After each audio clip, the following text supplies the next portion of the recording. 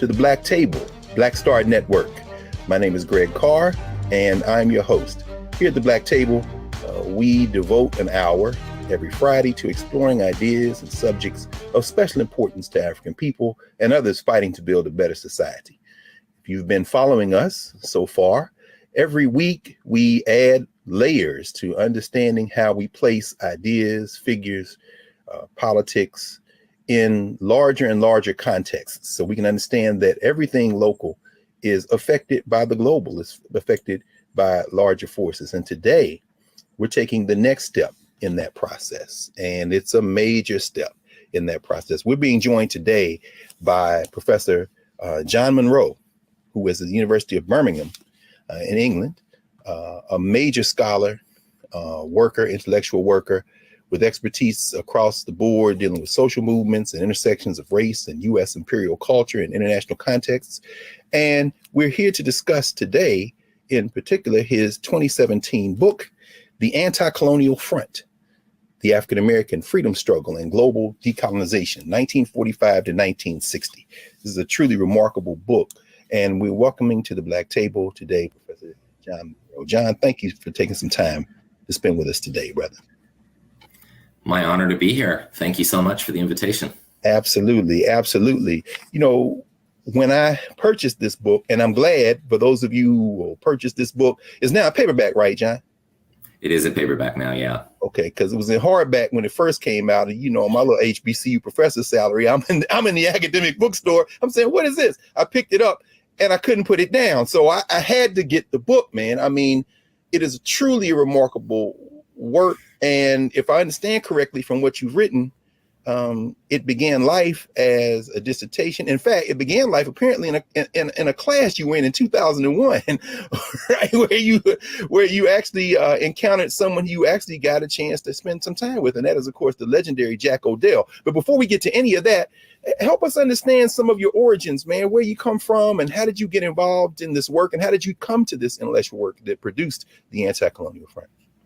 Yeah, great. Well, you know, I guess another way of putting that question is, how does this white guy from Canada come to writing about African American history in a broad global context? And I would say the short answer is my teachers.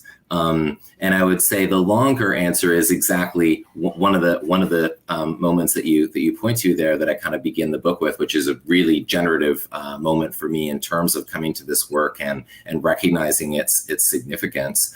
I was a returning student to finish off an undergraduate degree in the year 2001. And I took some history classes. I took a class on African American history with Professor Karen Ferguson at Simon Fraser University in Canada. And it was through that class that I thought it was an interesting topic. But what I came to see in that class was the centrality. You know, when you live in Canada, you know the United States is an important country in the world. That part's easy. But what I came to understand was the significance of the Black experience in the United States to the history of the world, and actually understanding understanding racism and understanding resistance in the US was a really key sort of component to unlocking world history and getting that kind of deeper sense of global politics, as well as obviously the very significant politics within the United States as well. So that's what led me ultimately to meeting Mr. Odell. Karen Ferguson, in one of her classes, we had a small seminar, me and a couple other students, and she invited us to meet with Mr. Odell. I didn't quite know who he was at the time in 2001, and we were reading Penny von Eschen's Race Against Empire, which is a remarkable book of its own, looking at the international anti-colonial dimensions of the Black freedom struggle around the mid-20th century. And reading that book with Jack Odell was just such a formative experience, because that book, argues very strongly that anti-communism in many ways kind of snuffed out the resistance struggle that was coming out of the 30s and into the 1940s through McCarthyism. And there's quite a bit to say about that. But reading it with Jack Odell, it was also very apparent that Mr. Odell had been, indeed bruised by anti-communism, but nonetheless very much weathered through it and continued on to have, a significant influence in a number of different really important places in social movements across the 20th century. And so that led me to my great good fortune to have an opportunity to be a research assistant for Jack O'Dell, organizing his papers primarily for some of them are at the Schomburg, and a lot of them are going to be at the Tamiment, so both in New York. Oh, excellent. At NYU. Yeah, exactly. Glad to hear that. And then a lot of folks won't know John H. Jack O'Dell, but they will know his handiwork. I mean, I didn't know him either until I was an adult and realized, having worked on the Jesse Jackson campaign in '84 as a sophomore at Tennessee State, if you pull on Operation Push or Jesse Jackson or Martin Luther King and Brett, out falls Jack O'Dell. How does this guy become somebody we just don't hear about all the time? And you actually were his research assistant, John. Yes, indeed. And what that meant, Greg, was that I would go over to his house, him and his partner, Jane Power, also an important historian, activist, and intellectual as well. And I would go over to their for a year. I went over to their house every week, and I would work with the papers and begin to organize stuff.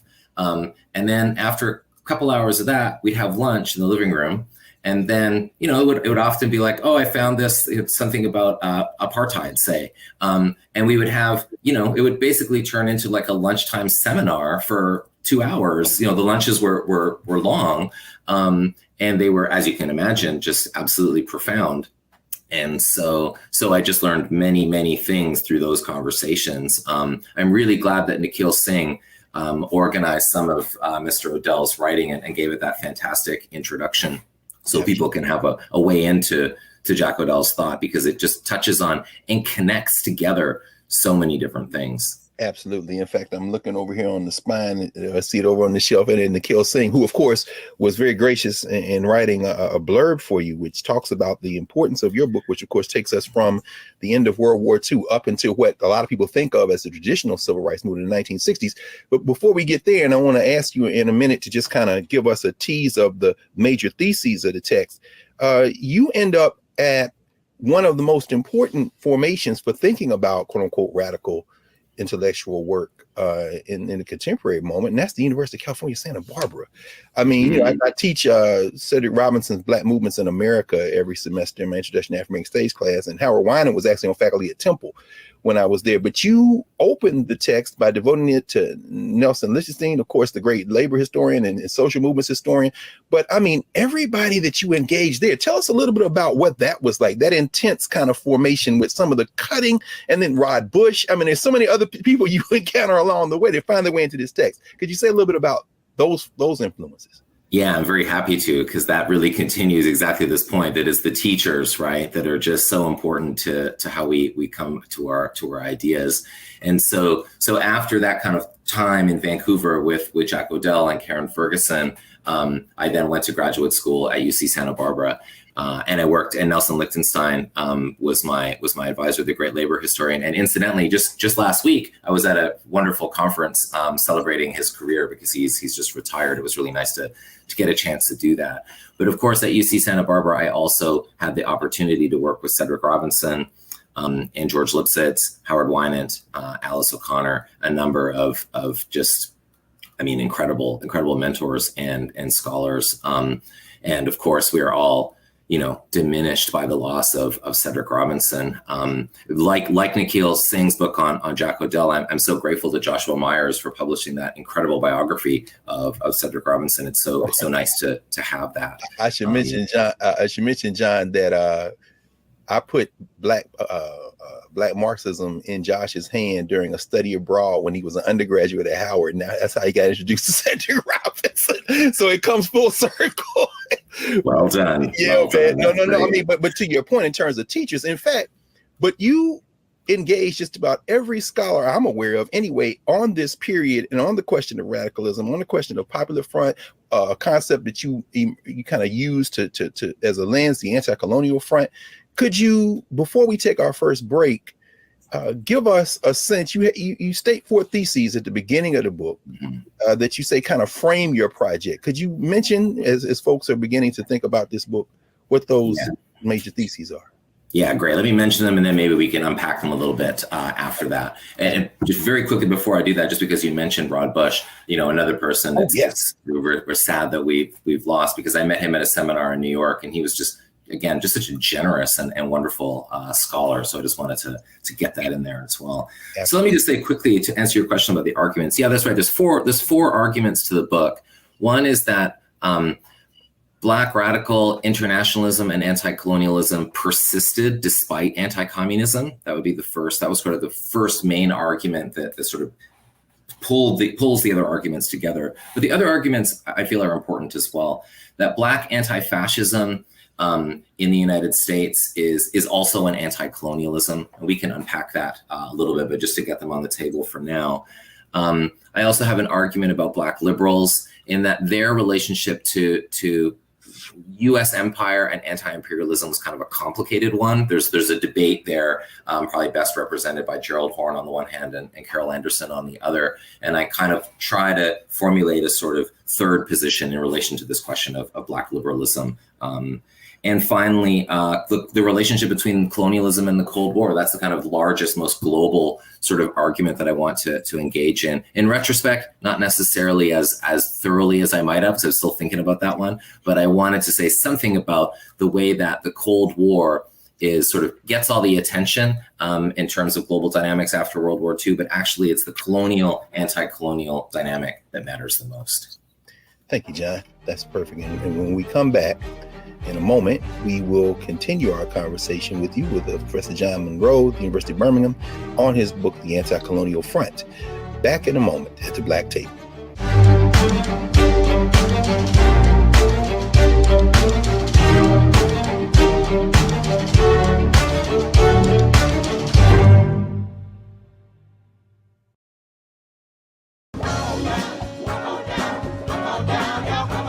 Welcome you to the launch of the Mass Poor People's Low Wage Assembly and Moral March on Washington, D.C., June 18, 2022. We are a new, unsettling force, and we are powerful. New, unsettling force, and we are here.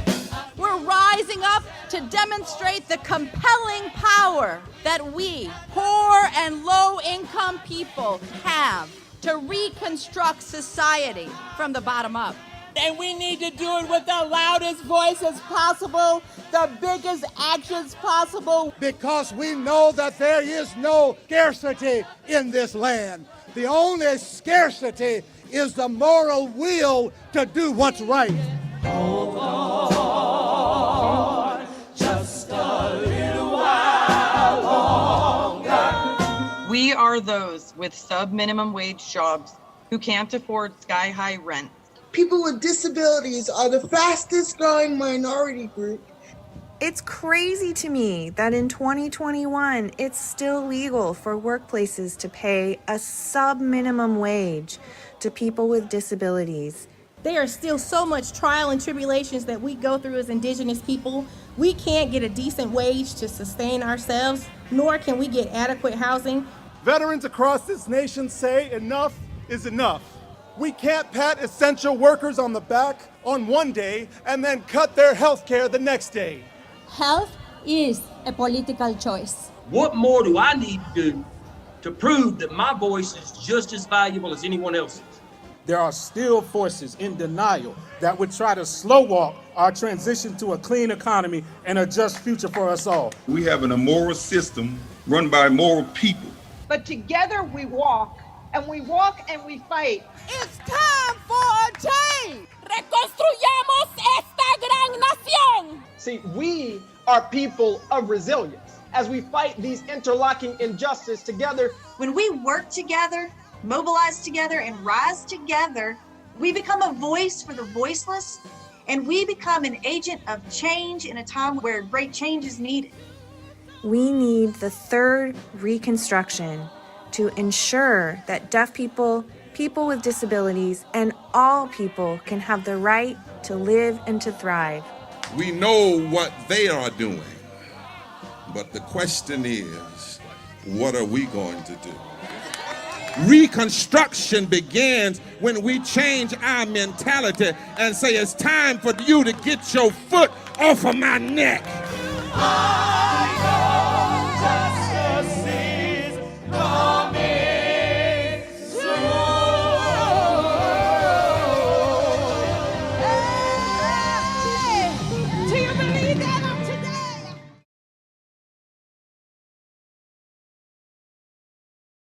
I'm Deborah Owens, America's Wealth Coach, and my new show, Get Wealthy, focuses on the things that your financial advisor and bank isn't telling you, but you absolutely need to know. So watch Get Wealthy on the Black Star Network.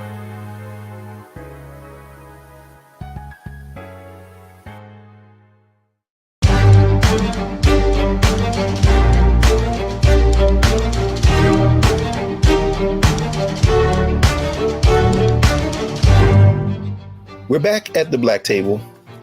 Greg Carr, Black Star Network, joined today by John Monroe, professor at the University of Birmingham and the author of the Anticolonial Front. The Anticolonial Front. When we left, John, you had just laid out the four kind of broad framing theses that frame your book, and I hope that before we get into chapter one, you might take a little bit more time and kind of articulate how you came to those theses, because you're right. I mean, as I was reading, of course, and your footnotes are just remarkable, and a lot of this archival research, but also the secondary literature you poured through. You are very generous scholar. In other words, whatever differences you have, you take what you can from folks who have written, who have talked, who have worked, and then you say, okay, but this is what I'm going to suggest. And you're right. Immediately between Carol Anderson with Bourgeois Radicals and Gerald Horne, you don't really, could you walk us through this? And for folks who might not know what we're talking about so far, one of the things that you really emphasize is you can't understand here in the United States, for example, Brown versus Board of Education, the Montgomery bus boycott, any of the so-called civil rights movement without framing it against what is happening in the world after the end of World War II, the formation of the international imperial structures that kind of renew themselves, the UN, the World Bank, the International Money Fund, however you want to put it, and all of the anti-colonial movements that are opposing the colonial reconfiguration that happens after World War II. Could you help us understand why that period from 1945 to the 1960s is so important, and why we don't talk about it as much as we should? Because, here in the US, we think about boycotts and marches, and it's like, you can't understand that without the global context. Yeah, great. That's a great question. It's a lot to connect. I would maybe start by saying that the anti-colonial struggle resumes the very day that World War II ends. So when victory in Europe is being celebrated with the surrender of the Nazis, that very day, Algerians begin to mobilize and march for independence in May of 1945. In the Pacific Theater, the very day World War II ends, as the Japanese forces are signing the instrument of surrender in Tokyo Bay. That's the very day that Ho Chi Minh in Bandung Square in Hanoi proclaims Vietnamese independence. So this international context that you're talking about, I agree. Of course, it's hugely important, and it begins immediately. I mean, kind of symbolically in that sense, on the very day that World War II ends in each theater. So this frames and kind of connects a number of issues that are happening in the United States. And of course, the Black freedom struggle in the United States, as your viewers will know very well, does not begin with Brown versus Board of Education. The Black radical tradition and other traditions of Black resistance go back to 1619, if you want to date them to there, but in different sort of articulations over time. So what I would say is you have these two intertwined challenges to white supremacy in the global arena: the anti-colonial struggle in the global South and the Black freedom movement in the United States. To answer the other part of your question, I would say, why are these phenomena less connected, or are not always as strongly connected as they might be? I mean, one way it kind of makes sense is that we often understand things in a national frame, and there are things to be seen by understanding African-American history in a U.S. national frame. There's important dimensions that that could get blurred out if we're only and always situating things in the global context. But that said, there's been a lot of attention within the national context, and I feel like one useful way to think about it, and again, this is very much a lesson from Jack Odell and others that I've learned, is that the global context matters for thinking about national histories in any number of situations. Okay. Well, the first 4 chapters, you introduce us to a number of figures whose names we know very broadly, and then so many more whose names are lesser known. And in fact, when you begin chapter 1 with W.E.B. Du Bois and Black Reconstruction in America, one of his lesser known works, as we both know, folks think of the souls of Black folk as if, wow, that was like a lot of years before Du Bois. But by the time we finish those first 4 chapters, you've taken us from Du Bois and the anti-colonial movement that is moving. And in chapter 2, you go to the 5th Pan-African Congress in Manchester and give us a peek as to what's going on in England with these African students and so many other folks, which, by the way, found fascinating this preliminary meeting that was proposed by Du Bois at the Schomburg Center, which was fascinating because there are a lot of Howard University faculty who respond there in terms of William Leo Hansberry and others. And then chapter 3, you draw attention to something that I think some of our viewers have probably never heard of, the first SNCC. The student nonviolent coordinating committee is the second SNCC. When you got the Southern Negro Youth Conference and a very important lecture that Dr. Du Bois gave on the campus, correct me if I'm wrong, I think it was Benedict College in Columbia, South Carolina, Behold the Land. I think about contemporary in Georgia and Mississippi and people saying, you can't flip the South. Du Bois said the future of America is in the South, to these radical students and Adam Clayton Powell and others who are there, these formations. And then that last chapter in this first cluster, when you talk about Marxist anti-colonialism, you focus in on some very important publications, Paul Robeson's Freedom, of course, Political Affairs, which, you know, the house organ in some ways of the Communist Party USA, and then the Crisis magazine. I mean, help us understand how these figures who we often hear about, Paul Robeson, W.E.B. Du Bois, Jackie Robinson, who we'll talk about a bit later, how they connect to this larger world and how we really can't understand what we're usually taught in this country about them without placing them in this context you've placed them in. Yeah, great. Again, a lot of things to connect up here, but I think Dr. Du Bois is at the center of much of this. And, you know, it's interesting, you write a book and then some time passes. And then if you think back on it, because, you know, when I was so grateful to get your invitation to speak with you, I was thinking, okay, I got to think, you know, to the book. It's been a little while since it was published. Sure. And I feel like one of the through lines of the book is actually Black Reconstruction. You know, I kind of begin that first chapter with it and it keeps coming up in different places. And the analysis that Du Bois puts forward there, of course, again, you know, clearly one of the most important generative social histories we have, full stop, but that also puts abolition democracy during Reconstruction in a very international context and looks at it very much as a challenge to imperialism as well as a challenge to white supremacy in the South. And so there's, you know, a connection there to his Behold the Land speech in 1946, in which he's arguing exactly as you say, the South is the center of this and the fight must be won in the South, but also in order for that larger global struggle to also be successful as well. So, and Du Bois, of course, is in Manchester. So his papers, you know, for other researchers who are looking at this that may already know, but if you don't, Du Bois's papers is one, you know, wonderful source that kind of brings a lot of this stuff together, particularly through Du Bois's correspondence, because he was the one who was, you know, corresponding with so many figures every day, basically throughout and well beyond this period. Now, those publications you mentioned, those were crucial to me for exactly establishing this ongoing, this kind of continuity of resistance that takes place, because of course those years of McCarthyism were really hard on progressive, leftist, anti-racist, internationalist activists. And Paul Robeson, of course, and W.E.B. Du Bois are among the most famous for having their passports taken away. Others like C.L.R. James and Claudia Jones were, of course, deported. Esther Cooper Jackson and James Jackson's family suffered, you know, directly through repression within the country. There are, of course, many examples of this.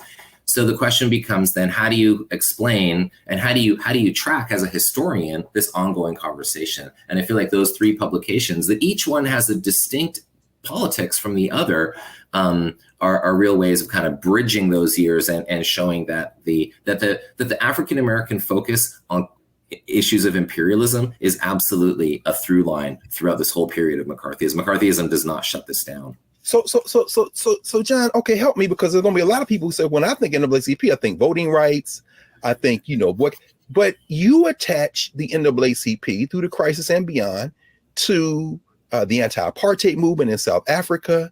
I think a lot of times when people think about the civil rights movement in the United States, we don't think about it in an international context.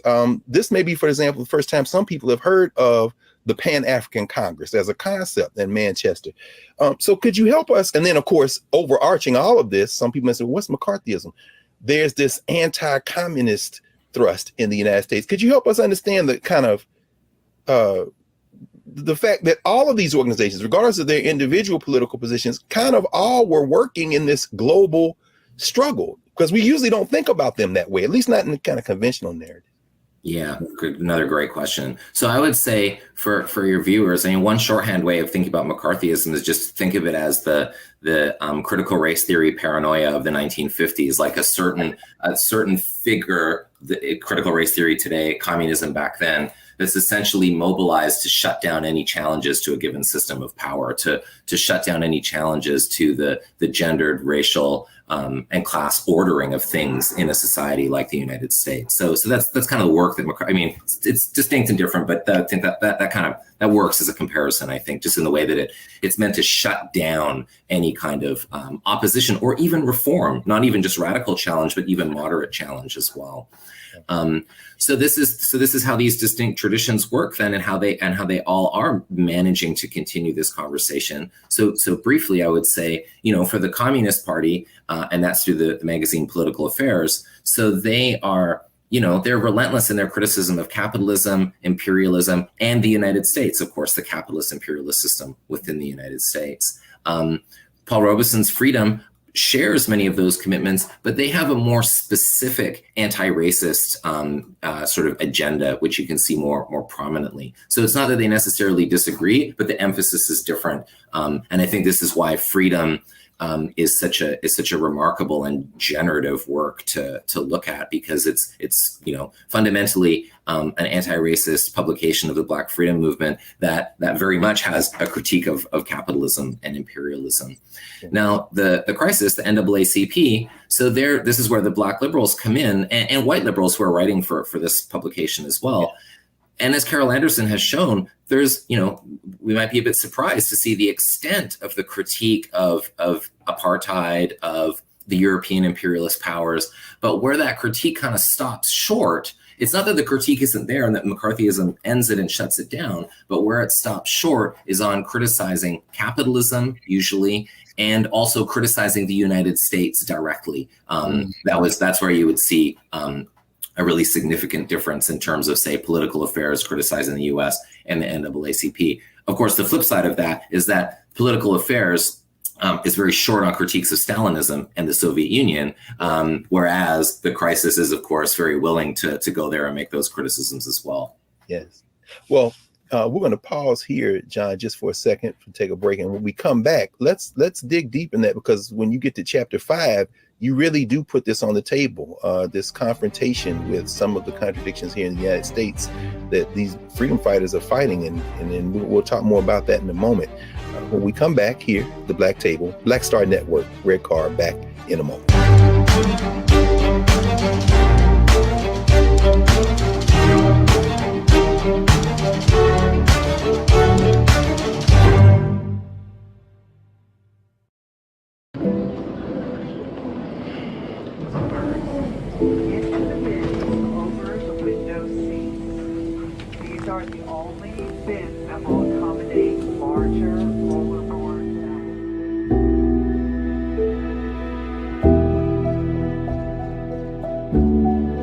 What, 10 in here? 10, and you don't come out till you die. And you eat him, you hoop 10. Oh my God. So what?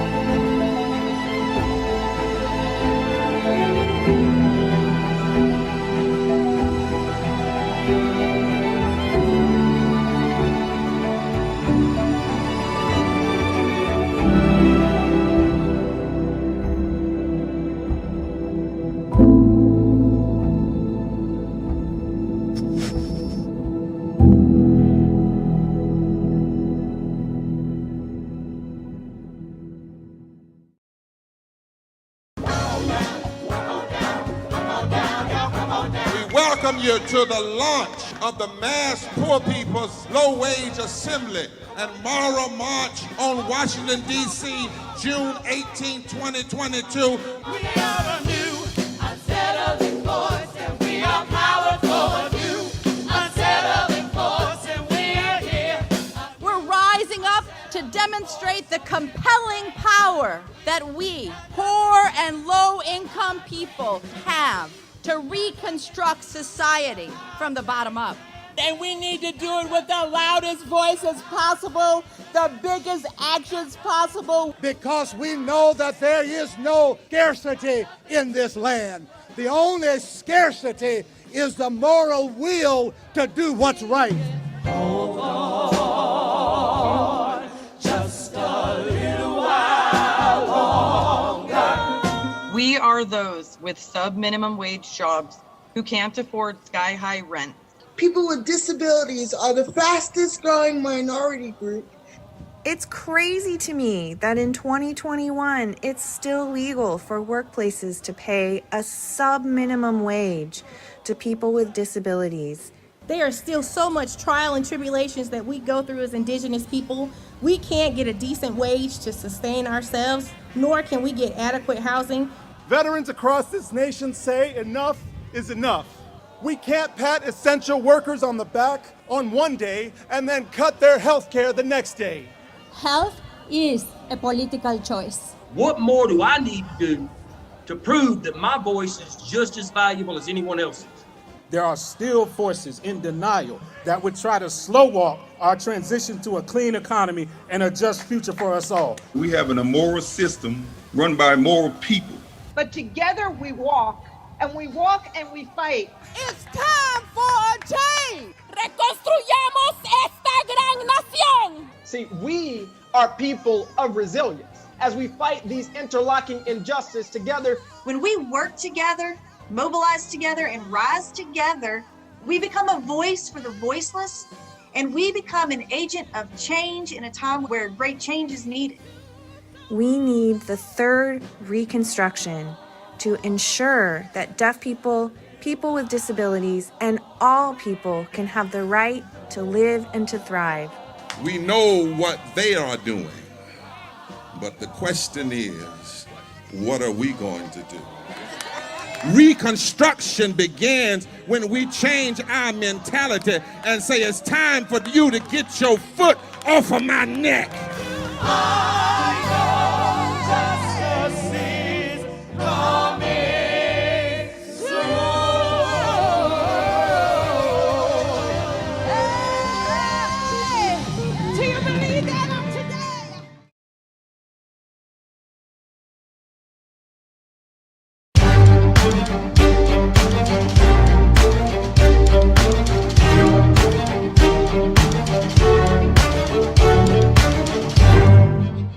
Welcome back to the Black Table.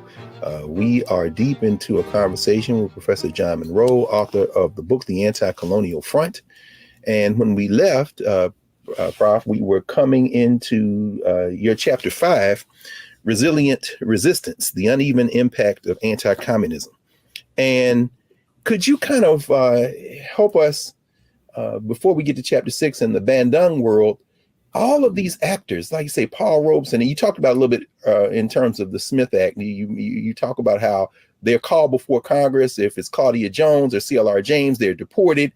But there are even some characters in this drama whose names we know probably better than any of these folks, like Jackie Robinson and Langston Hughes. How could you talk about what the climate was like in the 50s with this McCarthyism and the Smith Act, and how this really, this attack on freedom movements and social movements in the United States has to be placed in this larger context?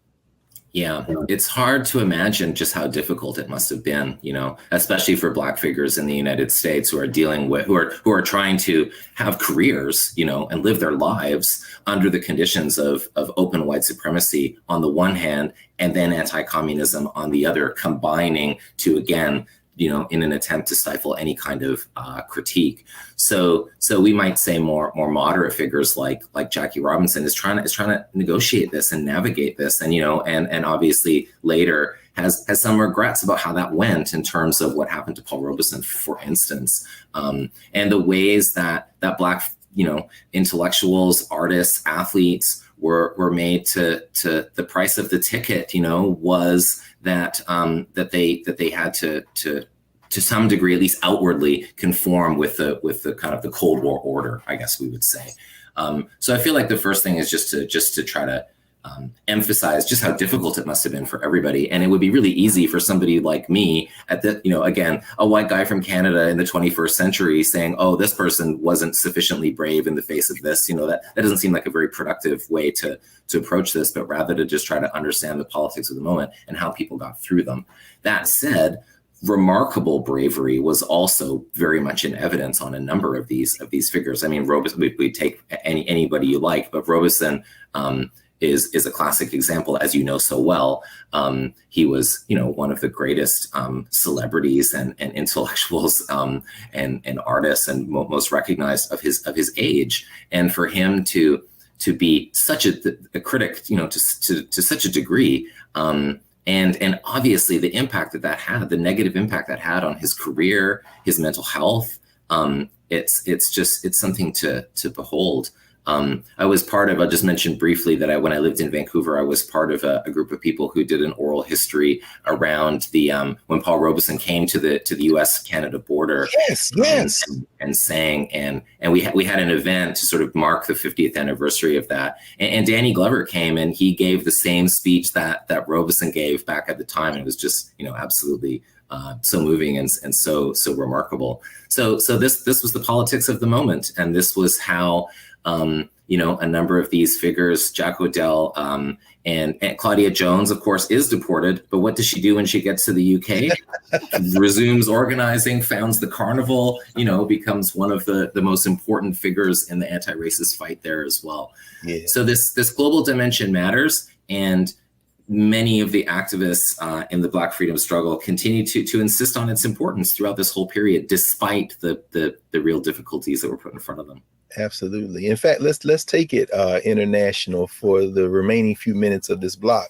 And of course, because this is everywhere, streaming everywhere, shout out to the homies in Notting Hill and the Carnival and Claudia Jones, who, as we know, Carol Boyce Davies in her book reminds us, is buried in the same cemetery left of Karl Marx, literally.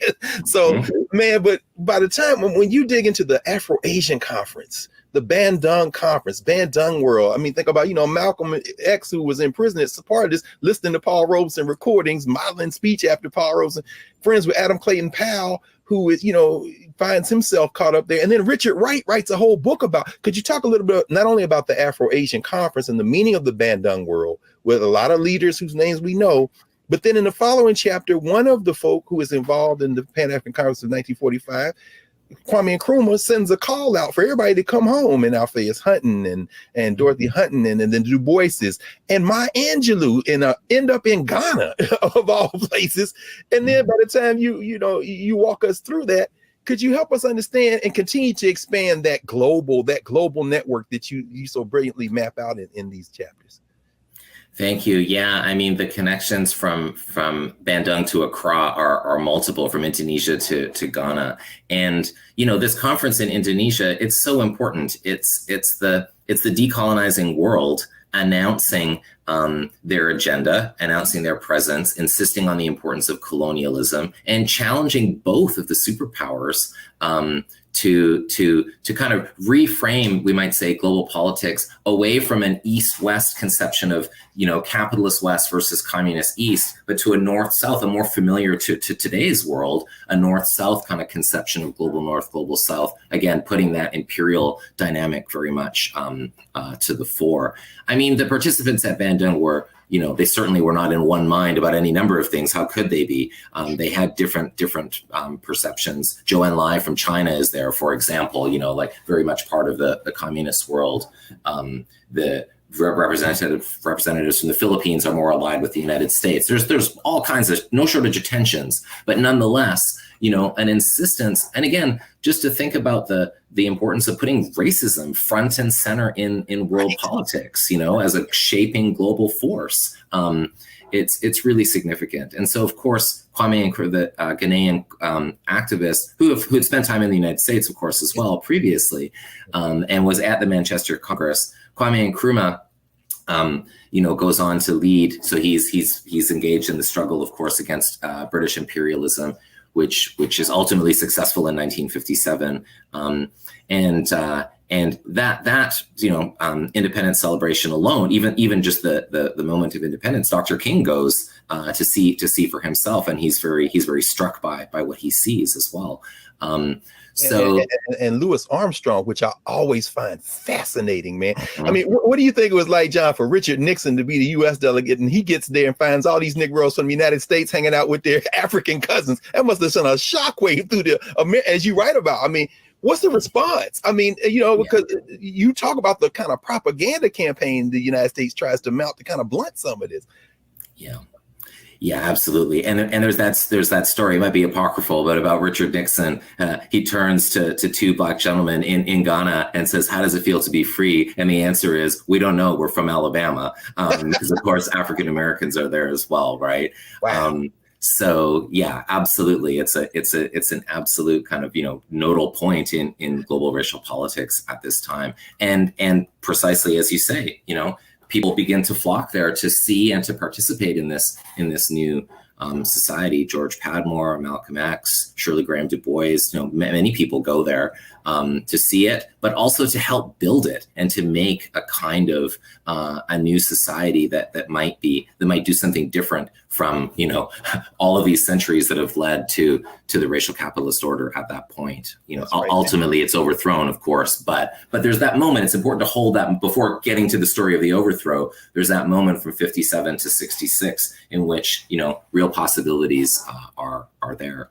Yeah, again, I'm astonished at your ability to weave everybody. I mean, you mentioned Carter Woodson, of course, who ironically becomes caught up in U.S. empire building in the Philippines as a young man, as a teacher in the Philippines. But that period that you mentioned, again, all these young people, Julian Mayfield and Maya Angelou, so many others, David Levering Lewis, who ends up going there. But could you mention, as a name you mentioned that some of our folk may not be as familiar with, and that's the brother from Trinidad, George Padmore. Could you say a little bit, because you write a lot about Padmore in here. Could you say a little bit more about him?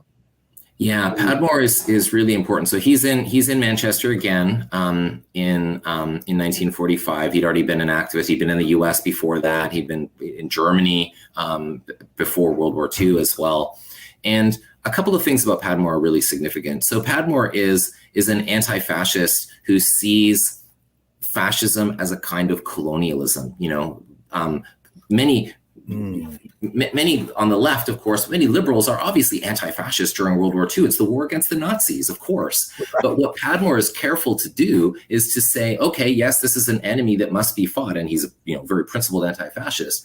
But let's not let something like British imperialism off the hook as we do that. Let's rather see, without collapsing them into the same thing, the British Empire is not Nazi Germany, but let's see the kinds of structural resonances between them and insist on those as part of our politics. So he's just incredible at weaving a kind of nuanced, but nonetheless but very well explained sort of politics throughout. And he goes to Ghana, and he's a really important figure and really close to Kwame Nkrumah in building the new Ghanaian society after 1957.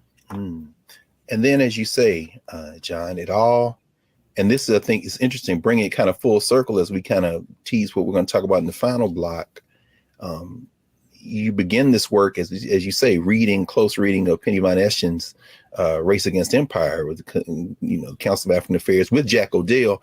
The illusion in some ways that the anti-communist movement in the United States and Great Britain, wherever, smashes all this momentum. It doesn't come to an end, does it? I mean, it does survive, but what happens there as these kind of forces begin to convene against these anti-colonial forces that are also convening? Yeah. So should we take that up after the break, or have we got a minute for that now? Yeah, that's right. In fact, yeah, that's right. That's right. Hey, you all. That's a great question. Well, it's a 300-page book, and you all have to get the Anticolonial Front. Trust me, it's well worth it. So yes, when we come back, we'll pick up with that with Professor John Monroe, his book, The Anticolonial Front, The African American Freedom Struggle and Global Decolonization, 1945 to 1960.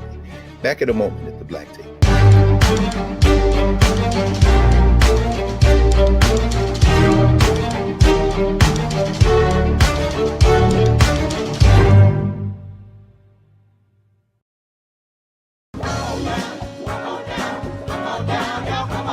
Welcome you to the launch of the Mass Poor People's Low-Wage Assembly and Munro March on Washington, D.C., June 18, 2022. We are a new, unsettling force, and we are powerful. New, unsettling force, and we are here.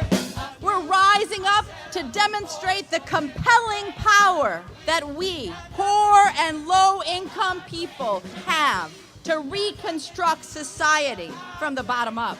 And we need to do it with the loudest voices possible, the biggest actions possible. Because we know that there is no scarcity in this land. The only scarcity is the moral will to do what's right. Hold on, just a little while longer. We are those with sub-minimum wage jobs who can't afford sky-high rent. People with disabilities are the fastest growing minority group.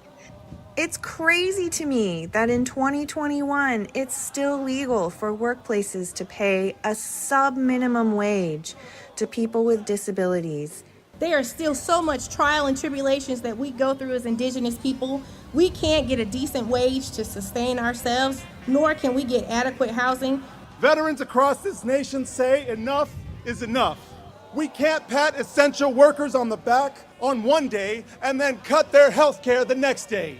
Health is a political choice. What more do I need to do to prove that my voice is just as valuable as anyone else's? There are still forces in denial that would try to slow walk our transition to a clean economy and a just future for us all. We have an immoral system run by immoral people. But together we walk, and we walk and we fight. It's time for a change. Reconstruyamos esta gran nación. See, we are people of resilience as we fight these interlocking injustices together. When we work together, mobilize together, and rise together, we become a voice for the voiceless, and we become an agent of change in a time where great change is needed. We need the third reconstruction to ensure that deaf people, people with disabilities, and all people can have the right to live and to thrive. We know what they are doing, but the question is, what are we going to do? Reconstruction begins when we change our mentality and say it's time for you to get your foot off of my neck.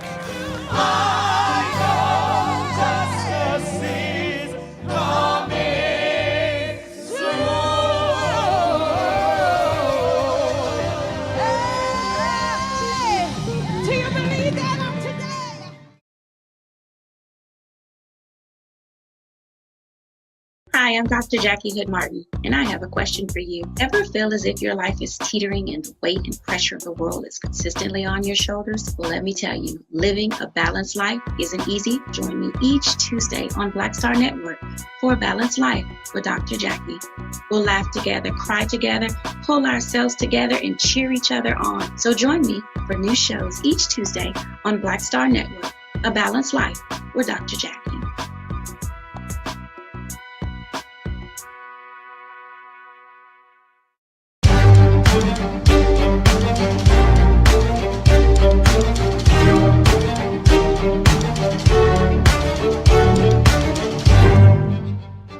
We're back at the Black Table in our final segment session with Professor John Monroe, University of Birmingham. And when we left, we were just about to get into the reaction to this global anti-colonial movement. there were a lot of Black people involved, but there were a lot of non-Black people involved. So, John, help us, man. What happens to this movement? Because a lot of people are hearing about this movement for the first time, man. Yeah, sure. I mean, you can see, people like Stokely Carmichael would be a good example, who bring these politics forward, who as a young person are around kind of Communist Party circles and bring these kind of politics forward into the 1960s. The Black Panther Party, of course, is a great example of a kind of continuation of this. Malcolm X is, among other things, a great internationalist, and obviously the influence of his politics, can't be, you can't say enough about the influence there, of course. One place I would point to, but to see a bit more specifically the kind of political formation I'm talking about, calling the Anti-Colonial Front and its resonance.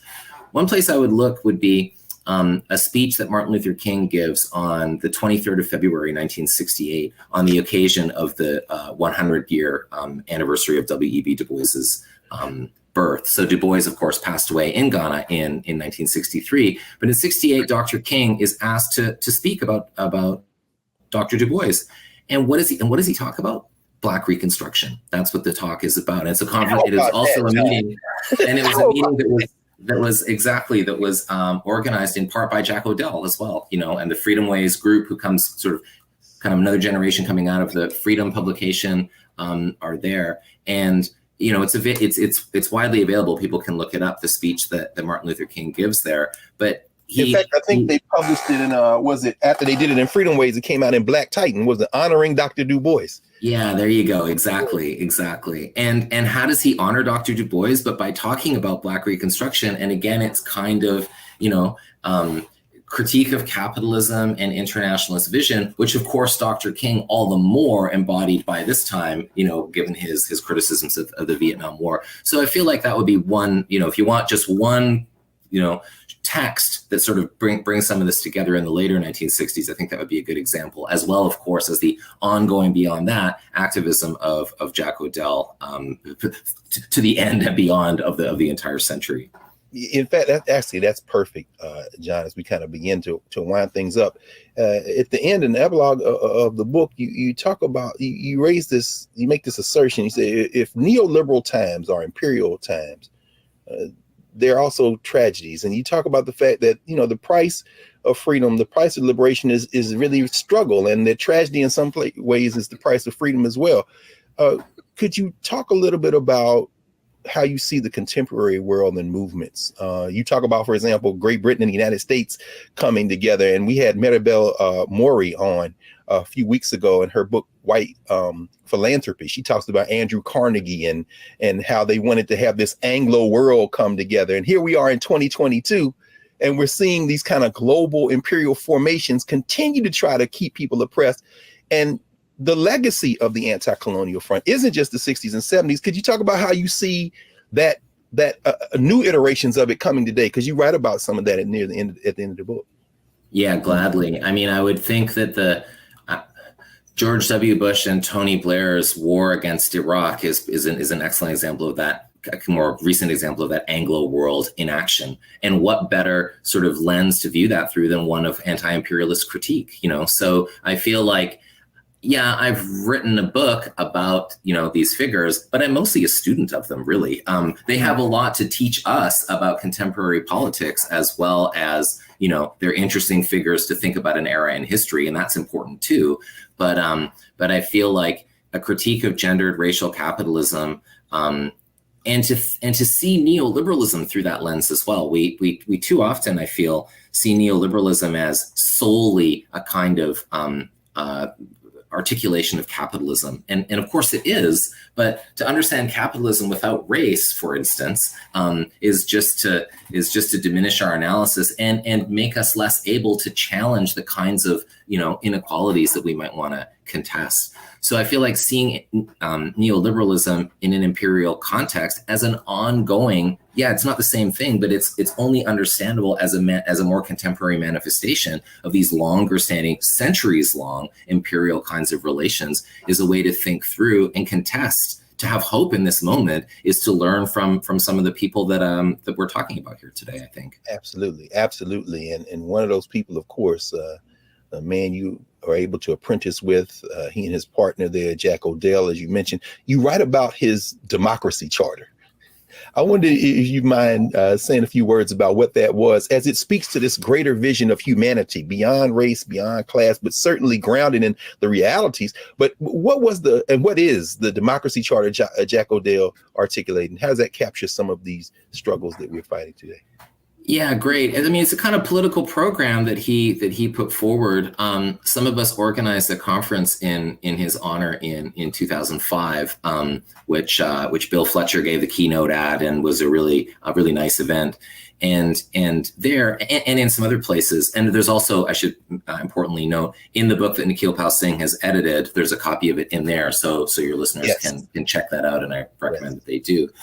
And it's essentially a kind of, I would maybe call it, Jack Odell was sort of a child of the New Deal era, and it's sort of bringing forward some of the social democratic spirit of that era. But I would say, very much imbued with more kind of more significant political content in terms of, again, drawing together these structures, which sometimes we think of as racism, capitalism, homophobia, sexism, and to think about the way that if we have a concern about any of them, if we have an opposition to any of them, then we need to think about them together. And that's the kind of, with a program of sort of demands, that's what the Democracy Charter puts forward. And I feel like it's a really significant document for all of us to study and discuss and debate as well, not necessarily just to read and agree with. Yes, absolutely. Well, I want to take just a minute or two, because while you're teaching across the pond, you're actually traveling among other places this summer here in the States, to ask you about what you're working on now. Because I know, as Duke Ellington often says, one of those guys with Dizzy Gillespie and Louis Armstrong, they tried to send out to blunt edge some of this stuff. But in the 50s, you said, well, what's your favorite work that you're working on, Duke? He's the next one. So what you working on, man? I would say that a few different things, but the key thing I would say is I'm working on a project that I'm really excited about. It's called the Imperialism Syllabus. And this was something that appeared in digital form on the Public Books website. And myself with a friend and colleague, Radhika Natarajan, who's a historian at Reed College. She's a historian of the British Empire. I'm a historian, of course, of the United States. And it's a public sort of document that appears online, and it's a way of just sort of drawing together some themes about imperialism and suggesting some readings in reference to them. But we're starting to work on kind of shaping this into a book, and it'll be an interesting kind of book because it's meant really for popular engagement. And so we'll be writing up sort of encapsulations of the different themes that we looked at, slavery, settler colonialism, the Cold War, a bunch of different themes that can be connected through thinking about imperialism. So we're working on that, and I will be meeting with Radhika and bringing that project forward. So that's the main next thing at the moment. Oh, thank you, John. In fact, I was thinking about this in terms of using the Anti-Colonial Front in the classroom, and all kind of exercises came to mind. And one of them I thought about was, have students don't touch anything in the book but the index. Go through the index and check off all the names you know, and then say a little bit about why you know them. So, I mean, Lorraine Hansberry is in there, Mary McLeod Bethune is in. These are names we know. And then as we go through the book, find out how your vision of it would change. Let me ask you, have you gotten any feedback from folk who have used the book in the classroom, or even or as a teacher yourself? How have your students kind of reacted to the themes you bring up, the scholarship you've done, and the connections you've made?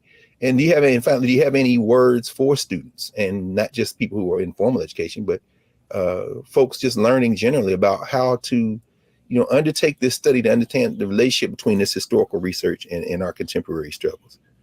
Yeah, I mean, that index exercise is wonderful, Greg. Thanks for what a neat way to approach any book, really. So I'll be taking that, among other things we've talked about. That'll be one of the things I'll be taking away with me here. But I mean, yeah, I would hope that if people are using it in the classroom, that they can talk through exactly some of the things following from your great questions here around making these connections. People know that there was a civil rights movement in the United States. Like my students in the UK certainly know that.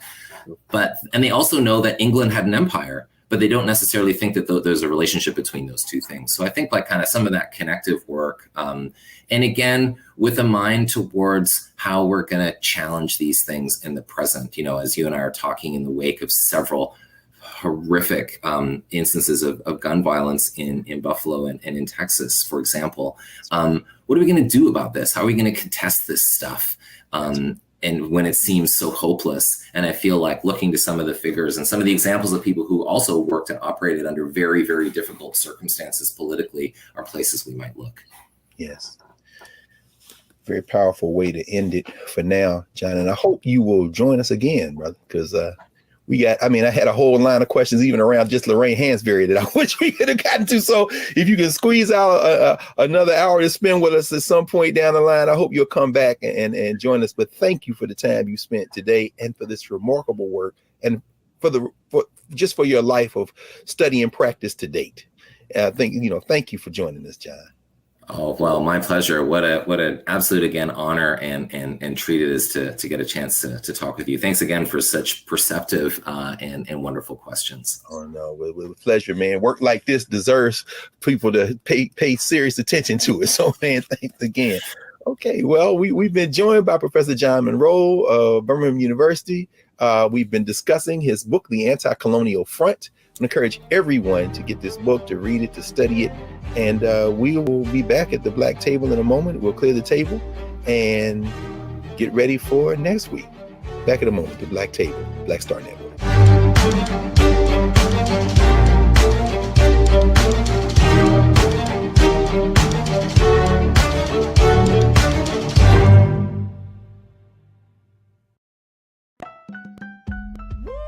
We're all impacted by the culture, whether we know it or not. From politics to music and entertainment, it's a huge part of our lives, and we're going to talk about it every day right here on The Culture with me, Faraji Muhammad, only on the Black Star Network.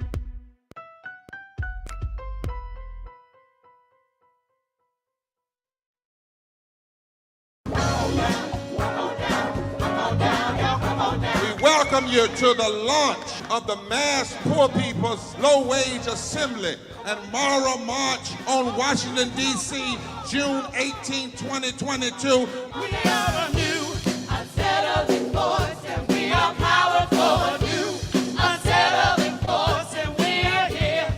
We're rising up to demonstrate the compelling power that we, poor and low-income people, have to reconstruct society from the bottom up.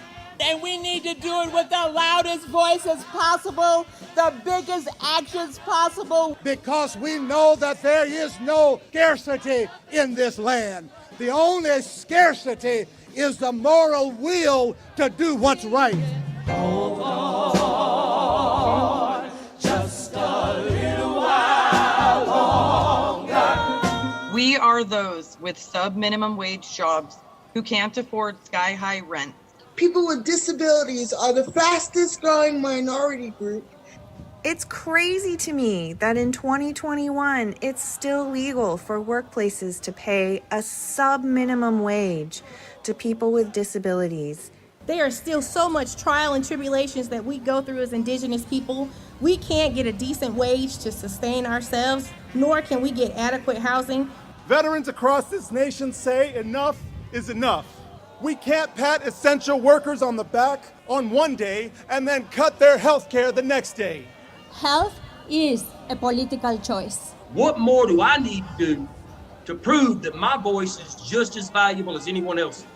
There are still forces in denial that would try to slow walk our transition to a clean economy and a just future for us all. We have an immoral system run by immoral people.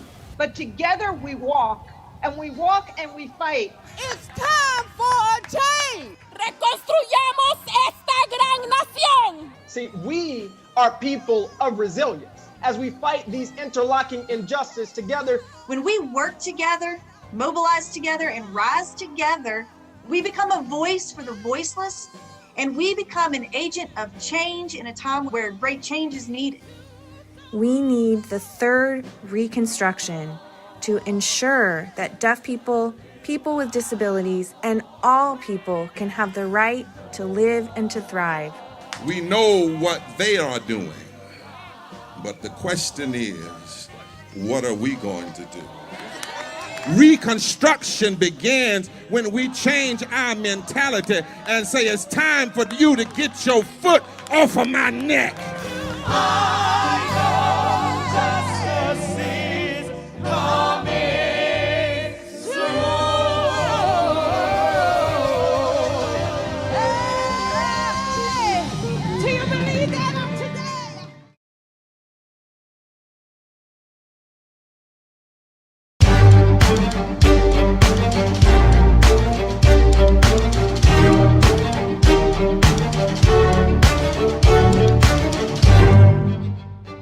Welcome back to the Black Table, Black Star Network. We've spent the last hour with Professor John Monroe, author of the Anticolonial Front, a remarkable piece of work that reminds us that all of our local lives, our struggles, they really are influenced by the lives and struggles of human beings all over the world. We've just passed, in fact, the anniversary of the killing of George Floyd 2 years ago. George Perry Floyd Jr., the North Carolina-born, Texas-bred son of Larcenia Sissy Jones Floyd and George Perry Sr., and father of Gianna Floyd, was murdered by police while calling for his mother in front of Cup Foods and pawn shop near the corner of 38th Street and Chicago Avenue in South Minneapolis, Minnesota. His murder, coming on the heels of the murders of Breonna Taylor in Louisville, Kentucky, and Ahmaud Arbery in Georgia, set off an international movement. It was called the summer of 2020, The Reckoning. And we know that it was international and it was connected because George Floyd wasn't just murdered on the 25th of May, which is Memorial Day in the United States, a ritual which was started May the 1st, 1865 in Charleston, South Carolina by Black folk honoring the Union soldiers who had helped fight in the liberation struggle of African people. We heard Professor Munro talk about W.E.B. Du Bois's 1935 book, Black Reconstruction in America. It's worth a read today, perhaps now even more than ever. So George Floyd wasn't just murdered on Memorial Day in the United States. He was also killed on African Liberation Day, which is May 25th. 1963, when the Organization of Afro-American Unity was started, but it goes back to African Freedom Day, which was celebrated in April because of Kwame Nkrumah, who we heard Professor Munro talk about, who he's written about extensively. And if you remember, in an earlier episode of the Black Table, we had Professor Abdullah Kalimat, who writes about the African Liberation Support Committee. In other words, today's episode of the Black Table is particularly important because as we think about George Floyd in the United States, we must understand that George Floyd, Breonna Taylor, Ahmaud Arbery, all the victims of violence, whether they be in Buffalo or Texas or California, are all part of a larger global violence that we must all resist all the time. And the more we coordinate, the more we connect, as we've seen in this book, The Anticolonial Front, the more we connect, the more certain is our victory. So join us next week at the Black Table. I'm Greg Carr, the Black Star Network. Looking forward